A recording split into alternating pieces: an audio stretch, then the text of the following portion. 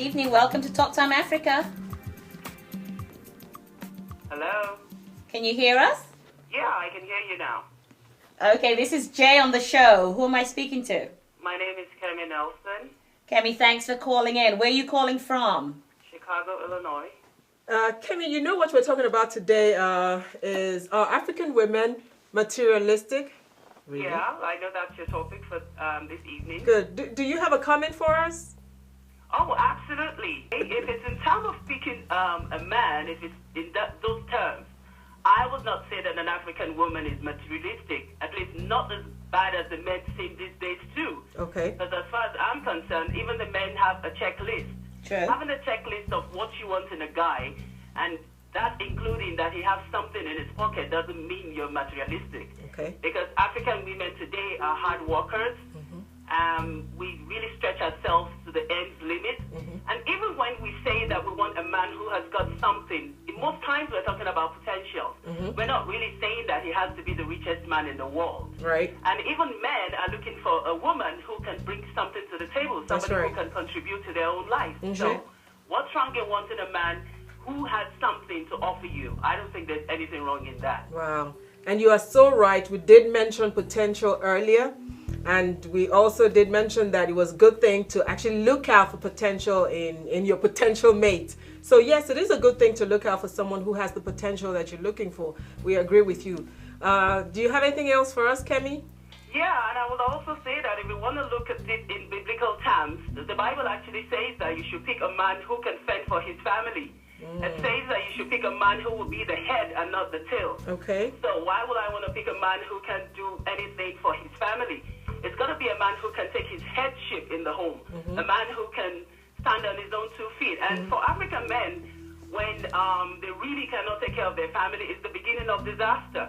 And also, African men resent a woman who actually has more than they do. So really, if I make $500,000 and I'm trying to look for a man who makes a little bit more, I think it's just trying to put him in his place as the head. Hello, this is Talk Time Africa. Yeah, hi. This is Bookie Da Silva. Hi, Bookie. You calling in to give us your views on our topic today on the show? Yes, How are you? I'm very well, thank you. I am well. This is Jay. Where are you calling in from? From Chicago. Oh, we got a lot of Chicago folks. We heard that you guys had what? 10? Was that 10? 20, she said. 20 inches? No, a lot more than that. Oh, you had. So how long were you stuck in the house? Just a couple of days, nothing major. We're used to it here, so it's not a big deal. That's It's all true. anyway. That's true. Thank you for calling in. Yeah, thank you. Go ahead, Bookie. Tell us what your comment is. Well, I was calling in on that question, African women materialistic? And I have to say, for the most part, no, they're not, because you find a lot of African women tend to sacrifice for their children, and so the children is always the main focus of everything that African women do. And and so they work hard, try to make their homes work, all just sacrifices for their husbands and children. And so I would not say African women are materialistic at all. I would say more they have very, very hard working, and the main goal is, the first priority is always for children. And so if you're thinking of your children and you make them a first priority, it's very difficult to be materialistic if you're looking at it from that point of view. Okay. And so my answer would be no, no, they're not.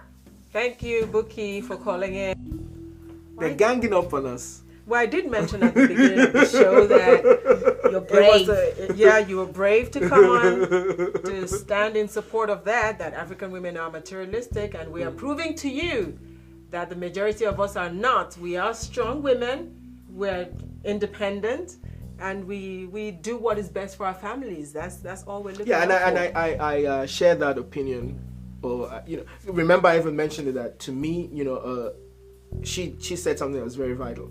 A lot of our mothers sacrificed, and I honestly believe that what's happening now is that, because most of the quote unquote so-called materialistic women in Africa are not necessarily 60-year-olds or 75-year-olds. I mean, there will be some. We should make that point, yes. But a lot of them are the younger women, and so it's almost like it gets to a point that you have to think, what are their mothers teaching them?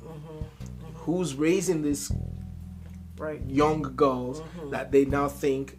And there's a general terrain that's going all over the world now. There's almost like there's a particular culture that's being classified as the norm, and in the sense most people are beginning to lose their own individual traditions and falling into this norm conundrum or whatever, like this is what is acceptable, and so I gotta get mine, and so in that process by any means necessary. And whereas it's not necessarily because what happens is that it's like a credit card. It's a false sense of security. You think you have the money, but you don't. You can get it now, but you're still gonna pay for it, one way, shape, or form.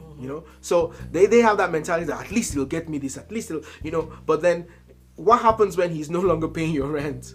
You're stuck in that place, and you're also stuck in a certain lifestyle where you no longer have the ability to. You can't fund it yourself. The person so you're constantly looking for a replacement. Who else can help you do this? And your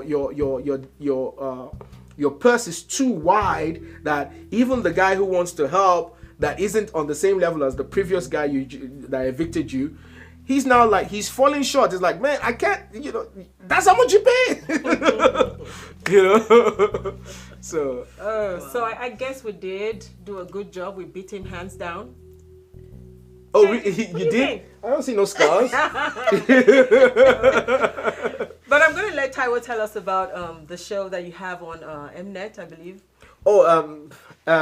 We have a show called 1800 Seconds with the Lawrence Twins, and what we do is we interview celebs. Like we go to a lot of the functions, like the Grammys, BT Awards, Soul Train Awards, and we interview the celebs. But most times we ask them questions about Africa. And when you say celebs, are those African celebrities? No, or? Celebrities here. Okay. We've interviewed name someone. We've interviewed them. So we've interviewed a whole bunch of people. Okay. I mean, a whole bunch. And so your show is shown back in Nigeria on Mnet and what's the Bruce's TV station? I have no idea. Silverbird. Okay. Silverbird. Yeah. Well, but it's not. It's when the events happen, and then we do and then it airs. Okay. All right, because you did say it's called 1800 Seconds with the Lawrence Twins. The Lawrence Twins. So he is a twin, and if you were to see his twin brother, you would know that I'm the handsome one. You would not be able to tell them apart. Some people do, some people can't. But it was nice being here with you, ladies. It was nice to have you. It was a lively discussion. I enjoyed it. Yeah, I did too. Good. And I don't think all African women are materialistic. Okay. I just know a few. Trying to clear up the fact. Thank you so much. Thanks for having me. You're welcome. We'll be right back. Thank you for watching. For those that were able to call into the show today, we do thank you. Thanks for your thoughts, for your views. And for those of you watching, whatever you think, you can send us a message on talktimeafrica.com. There's a spot there where you can give us your views too. We hope to see you next time. Thank you.